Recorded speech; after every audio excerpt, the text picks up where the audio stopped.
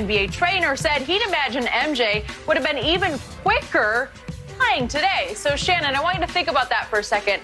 How good would Jordan have been playing in today's NBA?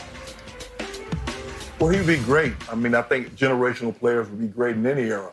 But it's hard for me to imagine that. See, the problem that I have is that when people say only Jordan would have been great in today's game. What about Larry Bird? Larry Bird was 24, 10, and 6 and shot less than 2 threes a game. With his ability to shoot the three, he was almost a 90% free throw shooter. Would he not been great? Dominique Wilkins, would he have not been great one-on-one with the floor spread? Remember, Skip, the 80s might have been the highest scoring decade, I think the 60s, but the 80s were one of the highest scoring decades in NBA history. So only Jordan from that era would have been great. Man, stop this. Of course Jordan would have been great. But did they not have training back then, Skip? So Michael Jordan didn't know anything about training. He sure went to Tim Grover when he wanted to train to get ready for the Bulls. I mean, not for the Bulls, for the Pistons. So let me ask you a question. Okay, with the advent of training and nutrition, is Michael Jordan still going to have some of those habits that we saw in the documentary? Is he still going to be smoking cigars in his locker room before the game, Skip? Is he going to be smoking after the game? Is he still going to have those habits about going out gambling late at night and drinking? Are those still going to be a part of his repertoire? Oh, nobody mentioned that. All they want to say, well, he's going to train. But what about those other habits? Is anybody going to talk about that? Well, if we're going to talk all the way real, let's talk all the way real. So for me, yes, Jordan would be great now. But do I believe Jordan would be 15 more points better than Kobe's highest scoring game average of the season? No. Jordan is not scoring 50 points a night.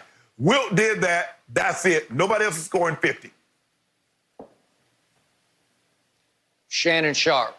This is not about Larry Bird or Magic or whoever else you want to throw in to distract our audience. This is about how Jordan would do today. And by the way, my takeaway from Rick Bucher's excellent overall piece is that Jordan would terrorize and dominate today's NBA even more than he did his own era. Now, back to his bad habits. He had the same habits all the way back to the first three-peat, if you start in 91. Okay, then. But he also had workout habits that were unparalleled. I know because I know Tim Grover very well. Tim is great at what he does, and he was great at staying ahead of the curve. And in the end, he kept Michael supremely fit, even though he did smoke cigars. Did he drink more than LeBron drinks now? LeBron's a big wine connoisseur. Is wine all that different from hard liquor? Not to me. So in the end, they had what they called the Breakfast Club. They had it every morning at Michael's house. And Tim Grover's routine after every home game was to go into the locker room and catch Michael's glance just to say, do you want to do 6 or 7 or 8? Meaning, what time do you want the Breakfast Club, depending on how the game had gone tonight, how much it took out of you, how much you think you needed to start earlier with your workout. Scottie Pippen, Ron Harper, and, of course, Michael Jordan went at it hard every morning. He was in supreme physical shape. He would have been, if we'd taken the 98 Michael Jordan at age 34, after years of having the same off-the-court habits, as you call them, and dropped him into today's NBA, I'm sorry, that quote that Jenny read is exactly right. There's nobody right now with his drive, nobody with his killer instinct, nobody close. That's the essence of what he was in 98. And Michael said last night that was his greatest year because he could beat you with his mind as well as his body. He had figured out the game from a cerebral standpoint as well as a physical standpoint. So now he was virtually invincible when he needed to be. So I'm sorry, if you dropped him in today, I believe Shaq would be right. He would average 45 a game. It's possible David Falk, his agent, would be right. He would average 50 a game, but with no hand checking, open floor, lots of run and shoot, and three-point shots emphasized. Remember, the most three-point shots in his biggest year of shooting threes that Michael ever averaged was 3.6 a game. It feels like James Harden takes 3.6 shots, three-point shots per possession. It's like he averages 20 a game. So if you had Michael averaging 10 or 12 threes a game, yeah, okay, you don't think Michael's average would go up because he could shoot it and he would have perfected it like everybody works on it so hard today? I'm sorry. You see what you're doing? You see what you're doing? Everybody automatically assume, well, he's going to work on it and he's going to be able to shoot the three like Steph Curry. So why do we get to automatically assume? So what about LeBron? If LeBron had came, whoa, wait a minute. So what if LeBron if they'd had the emphasis on the three-point shot when he got with LeBron? So prior to Steph Curry, because I think Steph got into the NBA, 2008, 2009, if I'm not mistaken, 2009. So let's just say the emphasis was placed on the three-point shot when LeBron had gotten to the NBA, and he perfected that.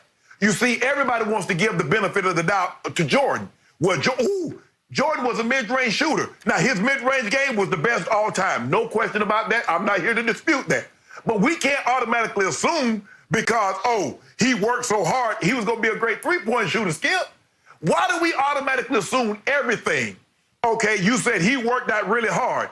But, Rick, you can say if you had the training that they have now. So what's different? I'm confused. Okay, I mean, was he going to eat any that. different? That was some trainer that said that. Yeah, but again, that was a shot at Tim Grover. Tim would have him in peak shape right now, whatever the new training method. Remember, Tim trained Kobe, Tim trained Dwayne Wade. He's trained a lot of the pro football players. I'm sorry, he would have Michael in peak quickness shape and overall supreme athletic shape. And it's hard for me to believe, Skip, that Mike didn't have a personal chef all those years. So he was eating, he was eating as healthy. Obviously, Skip, we know more now, guys. You know, everybody has a full-time chef. You don't have to be LeBron or Kevin Durant, Steph Curry, James Harden. Hell, the 7th and 8th guy have personal chefs. And guys are training more now, Skip, because the money is so great. If you'd be foolish to not play 15, 20 years, if at all possible. But, Skip, back then, guys didn't take care of themselves like guys take care of themselves now. So, look, would Michael Jordan still be Michael Jordan? Skip, I believe Michael Jordan would still be Michael Jordan. But I do not believe he would average 45, 50 points a night. That's my only pushback. He would still be great. By the way, why hasn't LeBron perfected the three-point shot all the way into 2020? Oh, jeez. This is not about LeBron. Stop bringing LeBron up. This is about, see, You made it. I can't with you, Skip. I can't. Well, no, I didn't. We got to talk a little bit more about LeBron here. Thank you for teeing me up there, Shannon. Did we unfairly criticize